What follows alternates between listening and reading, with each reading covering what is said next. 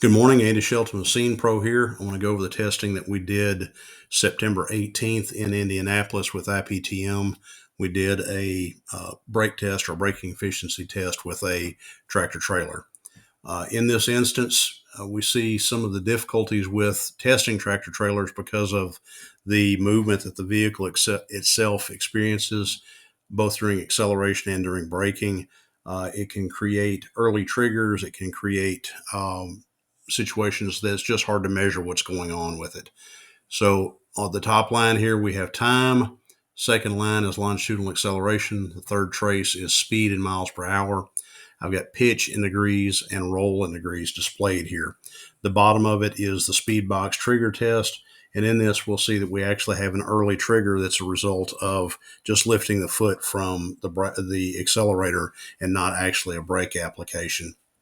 But with the ScenePro analysis software, we're able to see what the braking efficiency actually was on the vehicle. So the two video feeds that I've got, this is a video in the windshield, and this is a video we put on the bumper so we can actually see the chalk gun fire, which is triggered by a tape trigger on the brake pedal.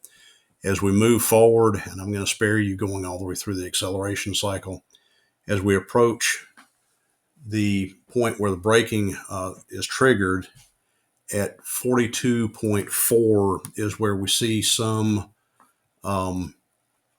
change in the the longitudinal acceleration in the raw data, which is going to be about right there. We start to see a change in the longitudinal acceleration.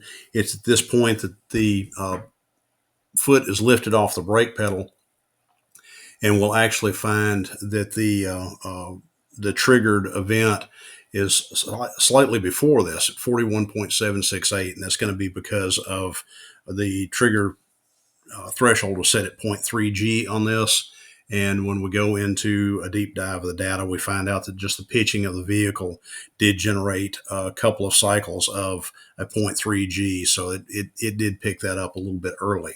However, we're able to go in and look. We can see beyond that, we actually still have some acceleration happening. Even after the foot comes off the pedal, the vehicle tends to accelerate just a little bit farther, and I'll go just a few data steps up.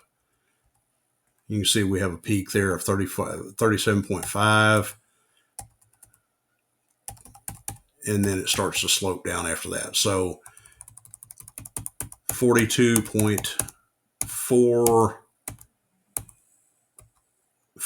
is where I found that we had the first noticeable peak in the longitudinal acceleration that was beyond that 0.3 G. We go forward from there for about another 0.4 of a second. So we're going to go to 42.81. And if you look, it's at this point that we see a change in the chalk gun. So this is the point where the chalk gun actually fired. So it's about 0.4 of a second after the lift off the pedal, which is reasonable for a commercial vehicle. It's possibly even a little bit long. But now we see immediately we have noticeable longitudinal acceleration here. Obviously, it's increased some. That's just from the lifting of the pedal again. Now we have a noticeable change in it, and we have noticeable speed drop. As we start to go down through, we see that we have a significant speed loss here, and we're able to go back in and measure it. If you go back down and look at the triggered event actually shows a average acceleration of a negative 0.496. But again, that's measuring from all the way up in here. So you're getting a lot of actual increase in speed at one point before it starts to drop off. So I'm going to change screen real quick. Changing to this screen, the same data is presented just a little bit differently here. Now I'm able to go and look at just the deceleration cycle itself. I can highlight this data through here, right about there, and we're actually able to go in and drill down on just that data so we can look at it a little bit better. Clear that and re-highlight that again. I'm going to come here and get to, now I'm at a 0.2 G. Pretty much everything beyond about right there is negative 0.2 G or better. So I'm going to highlight all of that. Stop once the vehicle has actually come to a rest. And now we can see that the average longitudinal acceleration for the vehicle during the actual braking cycle is about a negative 0.696, maximum longitudinal acceleration of a negative 0.8. Who here thought that a tractor trailer could achieve a negative 0.8 at any point, but it does achieve it for a short time period during the deceleration cycle.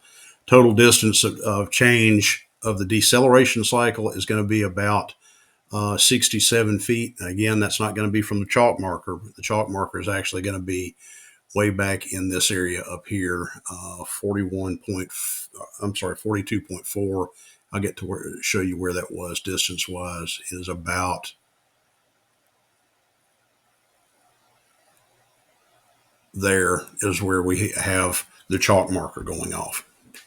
There roughly, I'm probably about half a frame off from the chalk actually deploying there. So we can see that we've got what we would expect, about a quarter of a second of brake input before we have actual deceleration showing in the vehicle itself. Now we have our deceleration slope. We can see our actual drag factor generated by the truck is going to be that roughly 0.696. So 0.69, 0.7 is going to be about what we're getting out of it. So that's a little bit of what you can do with ScenePro, how we're able to use the synced video to assess what we've actually got, how we're able to highlight specific points of data, and also what we can look at with the different screen setups. Have a good day.